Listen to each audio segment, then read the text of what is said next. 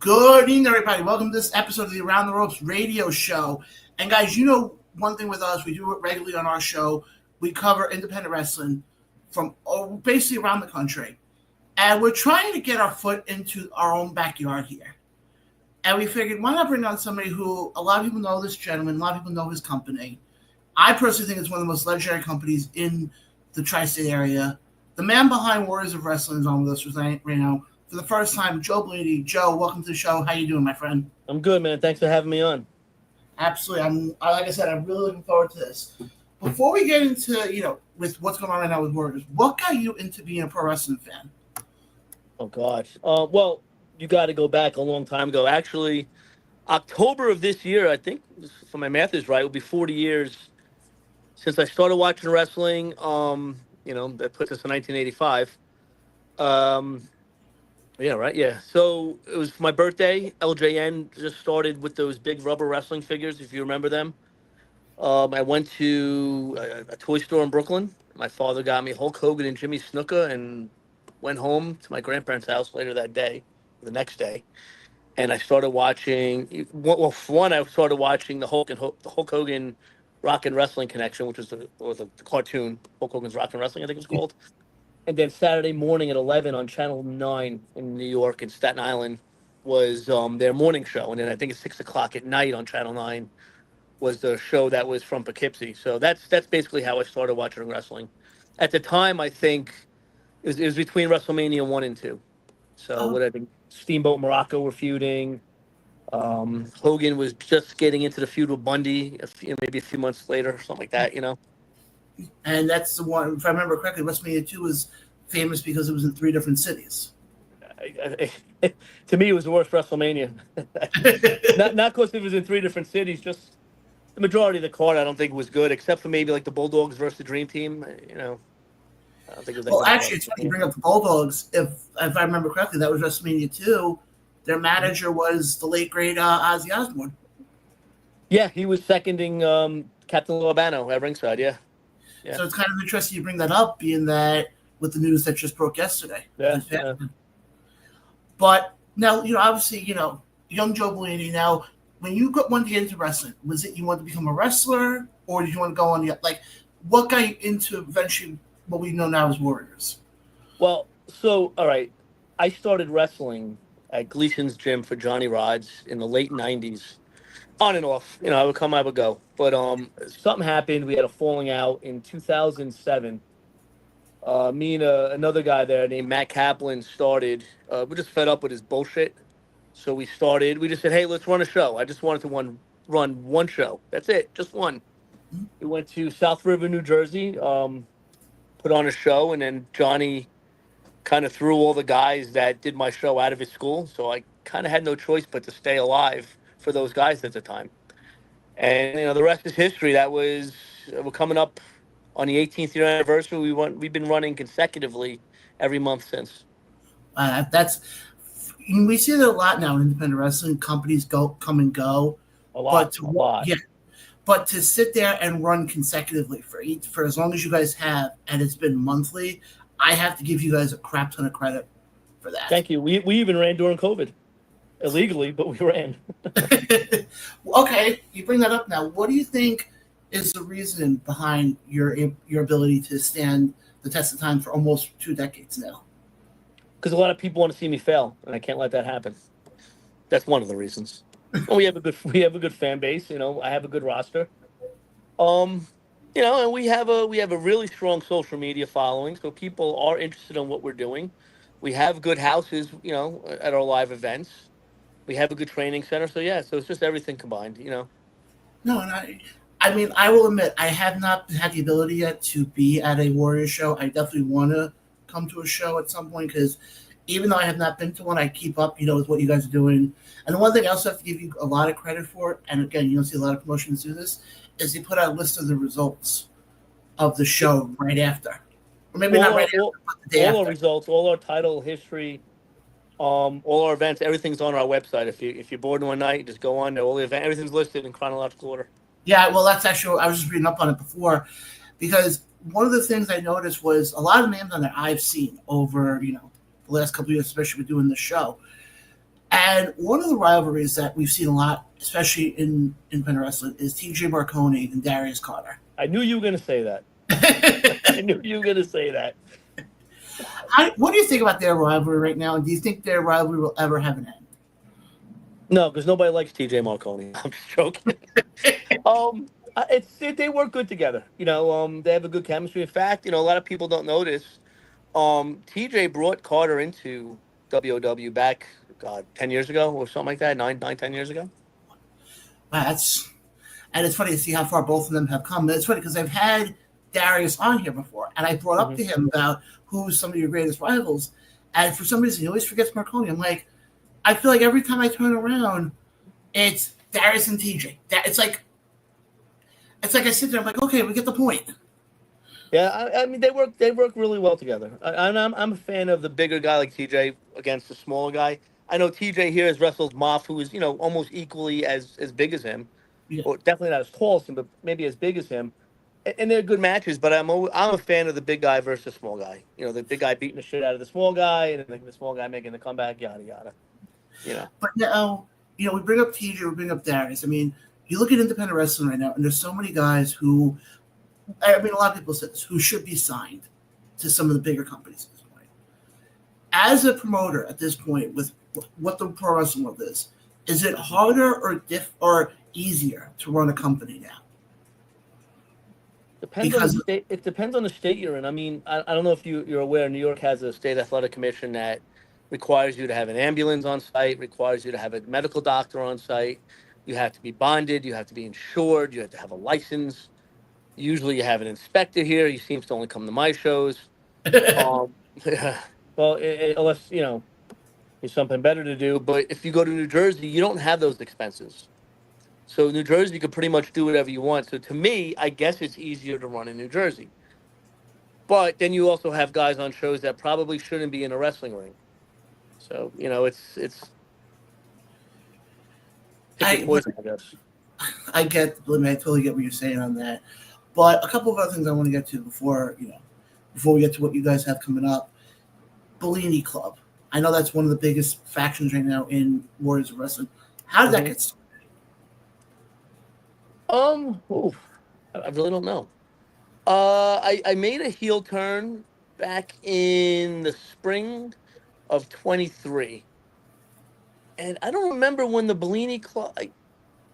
I really don't remember. I know Max Bain was probably the first member, followed by Scotty Priest and then Billy Flynn, and then Joey Ace was like the final one. I don't remember how.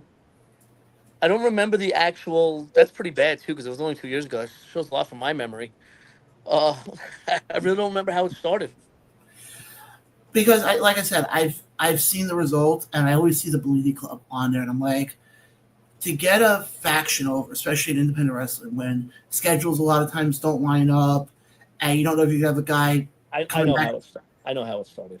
Okay. There's a group of guys that come here and they sit in the front row called the Gent Club, and I decided to come out. I think it was July. It was Ultimate Survival Show 23 with the Bellini Club shirt. And I think Max Bain was like it was just me and Max, and we came out with those shirts on, and it kind of just organically grew from there. So yes, I got to thank the Gent Club for giving us not so much wanting to give us the idea, but taking the idea from them, taking the name from them.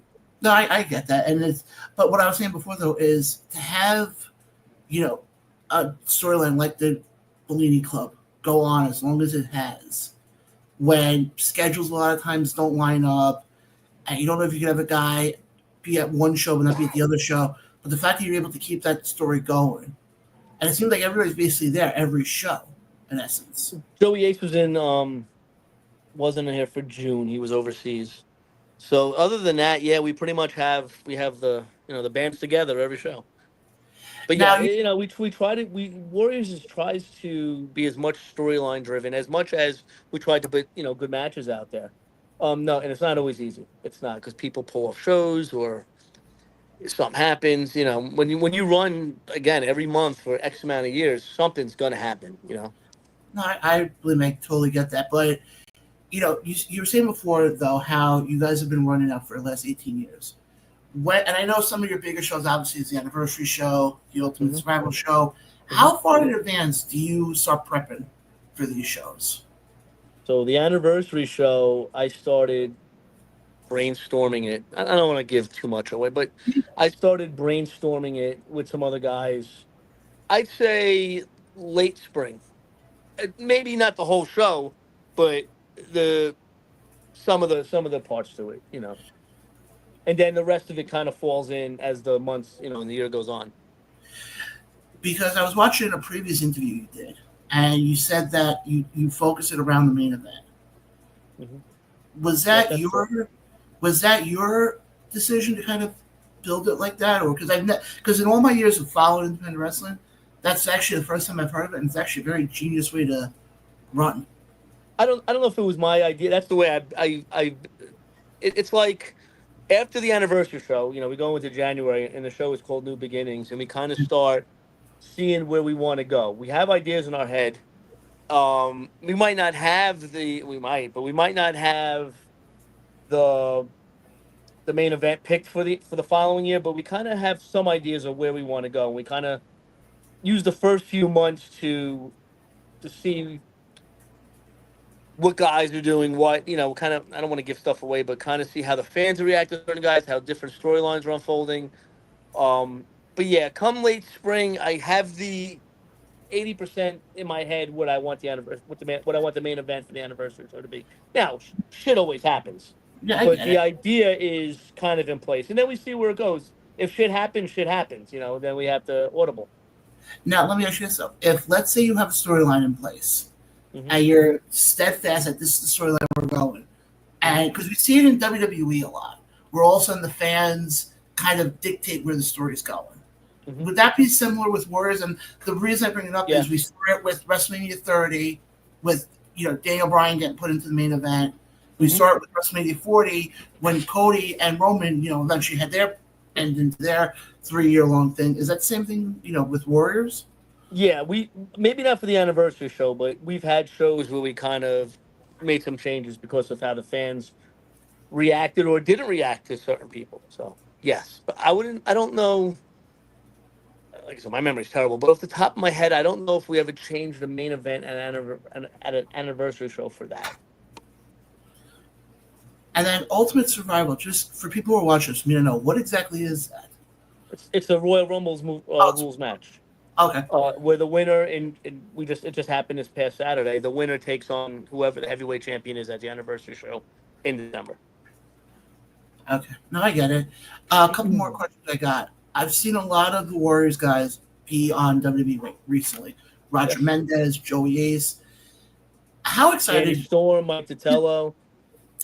But as the promoter for Warriors, and you see a lot of your students on there, that has to give you a little bit of pride that Absolutely, absolutely. I think sometimes I'm more excited than I don't know if I am, but I feel sometimes I'm more excited than they are that they're going there.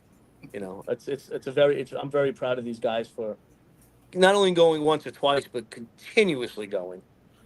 Danny Storm was just at TNA, I guess Slammiversary, which was in Queens or is it Elmont. Queens, Long Island? Well, I was there, so I think it was like the Elmont area. That's Long Island. Yeah, that's Long Island. Yeah. So he was there. He was there for extra work this past weekend, this past Sunday. I know him, Roger are going to do extra work for WWE coming up soon.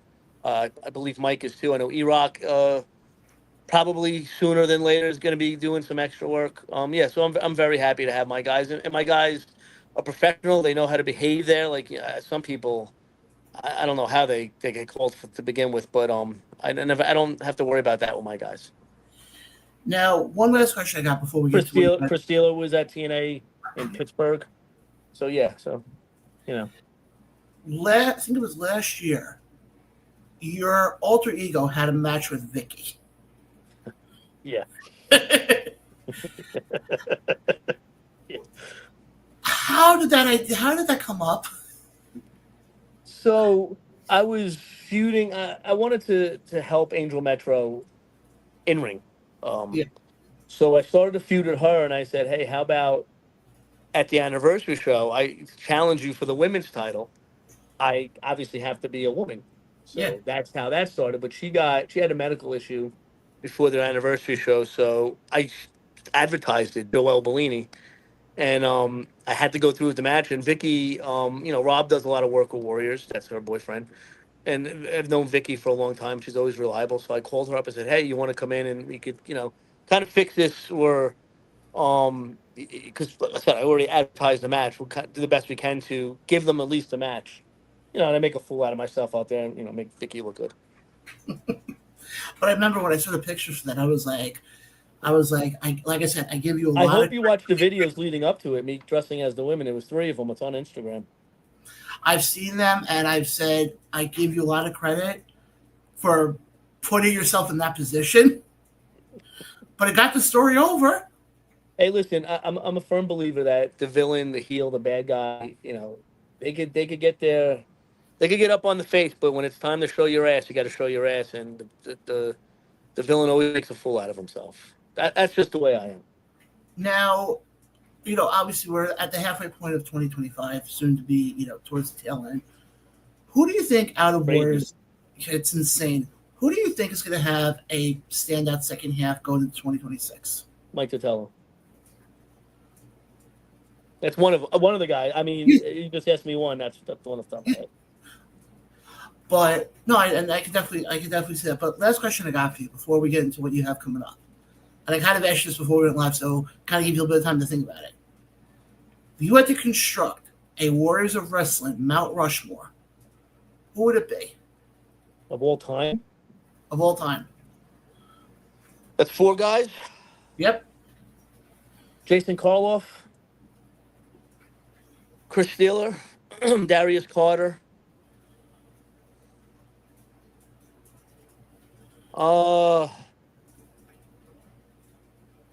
Let me come back for the last one. Okay. All right, absolutely. But Joe, again, I am very grateful that we were able to get you on tonight. It meant a lot. Thanks for having me, man. I appreciate it. Absolutely. What do you guys have coming up that you guys would like to promote? August 9th, we have, excuse me, Hit the Lights on Staten Island, 3555 Victory Boulevard. Main event that night is Roger Mendez versus Marcus Mathers, who is WWE ID'd. We have Dustin Waller on the show. We have Sammy Diaz, Jarrett Diaz. They'll be in a match against Chris Benny and Mike Titello in a 5-way. Tony Booz is challenging Chris Steeler for the heavyweight championship. The Bellini Club, well, the 3 of them will be in action against Island Fury and Zay. TJ Marconi is a pain in the ass. He keeps bothering me for a title shot, so he's got one. Him alone against the tag champions. Good luck to him. Danny Storm takes on Jackie Lee. Max Bain defends No Limits title against E-Rock, plus a lot more. Again, August 9th, and then September, I think it's the 7th, whatever the Saturday is. It might be the 6th. That's our King of New York tournament. But this year we're going to do something a little different. This year we're doing Lethal Lottery / Battle Bowl. So in the winner of that will be the King of New York.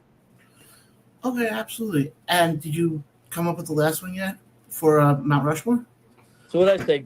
Jason Karloff, Chris Steeler, Darius Carter. Oh God, put me on the spot here.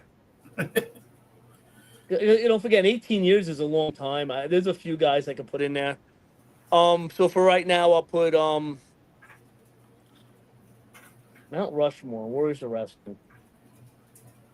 And I know if I might come back and regret what I say or not saying somebody else, but jeez. If you want to leave it at the 3, you can. Yeah, let me leave it at the 3 because there's a lot of guys I could put at number 4.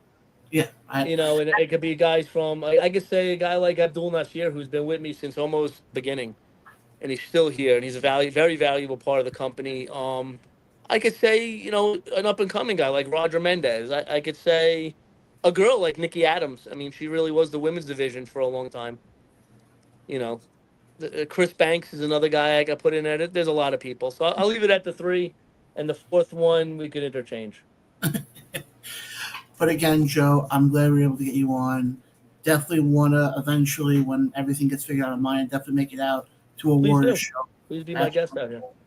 Absolutely. And also, I'd love to have you back on again and have more Warriors coverage on the show. I'd love to come back on and have my guys on too, please. Absolutely. We can definitely we'll talk after about that. Okay, sounds All good, right. man. Absolutely, guys. Catch Joe Bellini, catch Warriors of Wrestling. Coming up tomorrow night, we got HC Loke coming on. He is from Excite, from ECW, and he also has a new promotion as well. So you're not going to miss that again, guys. For Joey, I'm John. This has been the Around the Ropes Radio Show. We'll catch you guys next time.